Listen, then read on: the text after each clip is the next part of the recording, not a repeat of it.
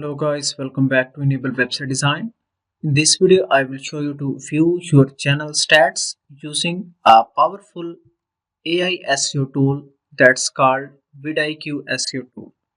So if I go here and click on view channel, now make sure that you have installed this Chrome extension, and I'm using a premium subscription for this extension.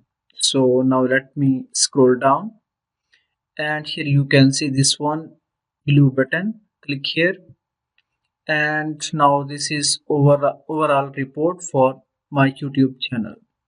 So here we can select custom dates, daily, monthly, and different. And here you can see this one is the graphical report. Then let me scroll down. So here you can also check your earnings as well as popular tags and different other things.